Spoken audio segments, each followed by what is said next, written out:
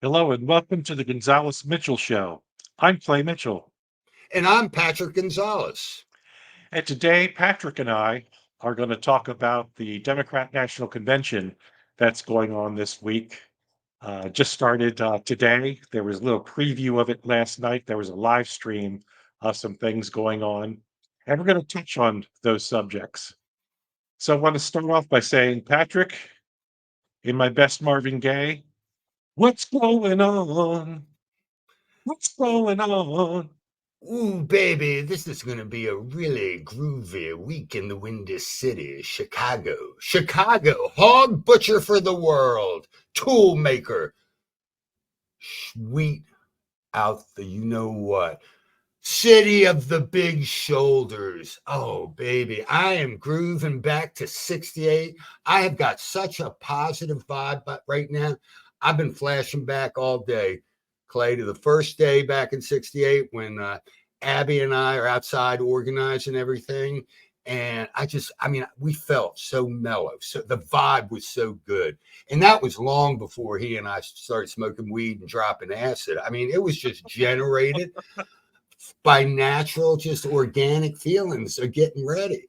And I feel like the Dems are doing the same thing this year. I mean, the positive vibes that party has created since President Biden decided to do an LBJ and not go for it in November. I mean, I haven't felt vibes like that since my 8th grade prom. And let me tell you something, Clay, with all due respect to San Francisco, if I leave for Chicago right after this show, do I need to wear some flowers in my hair? Clay, Only am I going to find some gentle people there? Patrick, only if it matches your groovy dashiki, which I doubt you could fit in anymore. No, I Uh, can't, brother. yeah, those are some groovy feelings. I did say in seriousness, I watched the live stream last night, which began with some protesters gathering together. It looked like near the waterfront there. I don't exactly know what street it was, and they marched up the street. There was some chanting and whistle blowing. The police lined the streets. Instead of horses this time, they were on bicycles, and some pretty, I guess, discolorful things were said. But yet they went back to the protesting and their chants. And I got to be honest with you, it was peaceful. I No, was a I little hear you. shocked. I thought someone was going to throw the first rock and it was going to be ugly, Right. but they marched up the street. There was a little bit of not confrontation with police, but a little bit of them calling them pigs a bit, like once upon a time, everybody, they used to. It went to some park there. They did their bit at about 10 o'clock. It was dispersed and it was peaceful. I was a bit surprised but glad and hopeful that this week is going to go all right. What do you think? Yeah, I mean, and you mentioned, I mean, 68 was so long ago. You said they were on bikes instead of horses. I don't even think bikes had been invented in 1968, so they didn't have any choice. Yeah, I mean, I think that's what the wish is. It's peaceful. This is what the politicians want, the elected officials. Of course, most of the elected officials call law enforcement pigs too. That's how far we've kind of gone in that direction. Of course, most of the politicians running the cities these days are direct descendants of the protests of 68. So I think I hope the wish for everybody across the board is for peace and quiet and making your case and going about your business. A lot of the same elements are in play, which is kind of strange. And I don't want to dwell on it a whole lot, but in 1968, Robert Francis Kennedy was assassinated by Sirhan primarily because of Kennedy's support for Israel in the 67 war. And what we're seeing today with these protests is sort of the Palestinian perspective versus the Jewish perspective. And honestly, dude, if Kamala Harris can somehow reconcile, can cause to coexist in harmony, that wing of the party, Jewish Americans, and that wing of the party that despises, loathes Jewish Americans, then, I'll tip my cap to her, because that's going to be a tough challenge. And it's going to be a tough challenge this week in Chicago, because that's what's motivating most of those protesters. Can they hold that emotion in throughout up till Thursday, and let the convention achieve what it wants to, which is to replicate what the Republicans did in Milwaukee last month. Right. Say what you will, before them, right, against them, they had a successful convention. So we'll see. They did, and I've just seen live shots of the convention center. It looks spectacular. I do want to point out a couple of other parallels that I see. Back in '68, you had the women's movement that really was picking up steam at the time. There were protesters there, obviously talking about women's rights again, about abortion and reproductive rights and medical care. Also in '68, there was in the shadow of the Martin Luther King assassination, the movement towards civil rights. And once again, we have the Black Lives Matter movement. I saw some protesters there in harmony with that. So there are still some parallels and echoes of that time, which apparently they're marching in solidarity. I happened to watch up until about 3 o'clock the live stream out of Chicago, where the protesters were on stage making some speeches, and apparently they're going to march. It says "March on the DNC." I don't know what that means, but apparently that's supposed to start happening tonight. What, what are your thoughts?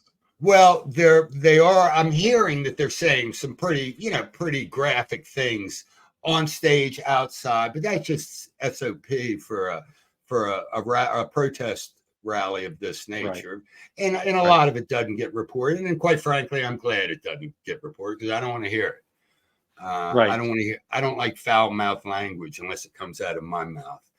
And I did hear that there's like this mobile truck going around offering free abortions and vasectomies to everybody.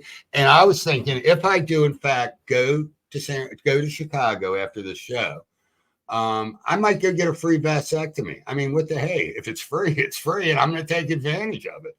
So, well, from what I gather, it's not free abortions. I think they were giving away the morning after pill or the abortion pill. I don't think they're doing abortions in a van.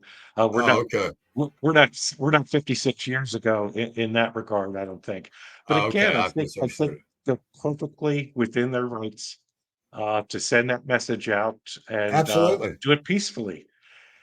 I believe so far it's a showcase of what America is. Yeah. The delegates are gathering, they're going to do their thing. The protesters are out there, they're going to do their thing, and it's all First Amendment. Yeah, exactly. And they get to say it. And I mean, you and I talk privately. You know that I am more pro-choice than any other human being on this earth. And maybe in future shows we can get into that a little more. But no, I am all for.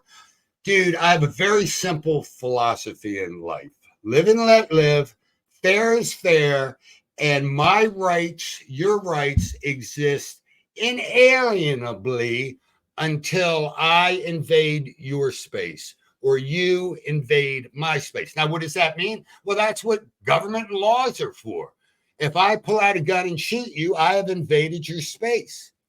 When people walk and march down the street chanting, hey, LBJ, how many kids did you kill today? That's their right. Now, when they march on college campuses and say this, and this, that's fine. They can say anything they want.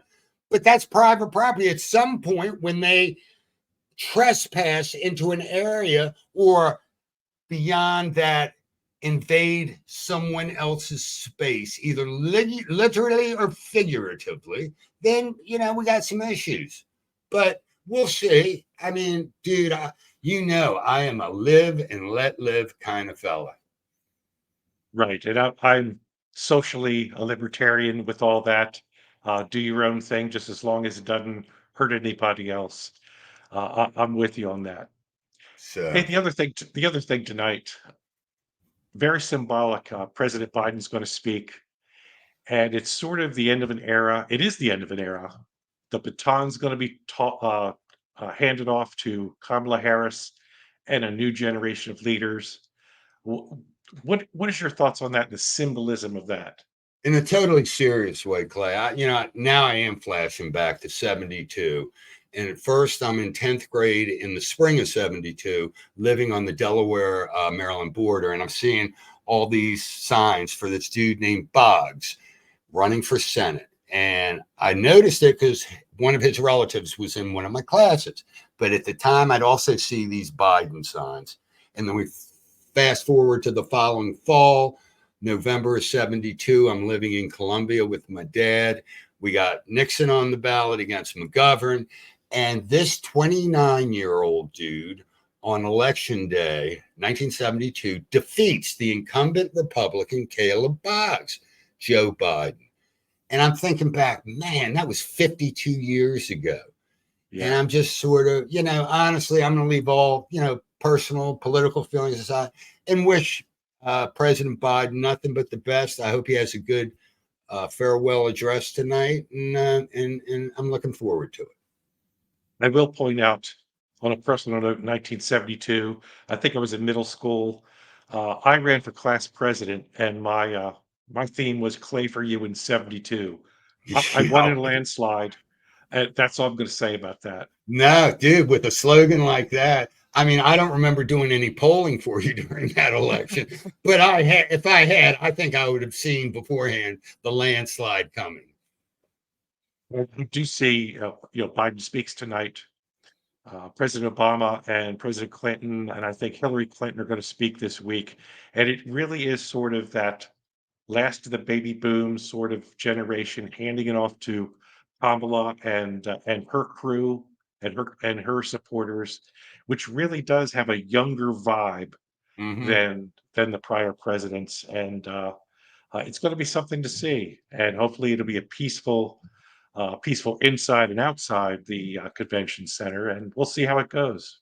No, exactly. And darn well it's going to be well choreographed. Now, how the performers actually end up executing the show is up to them. But, a lot of thought and trying to, just get all the stuff right, just like Bob Fosse would do for a dance scene or any other kind of effort like this. And it's important. And I'm not making fun of anybody. That's what I'd do if, Right. uh, if I was directing something like that. So, yeah, no, I do. I hope everything works out. But I am, as an observer of politics and an observer of life and human nature, I am very much looking forward to watching this week.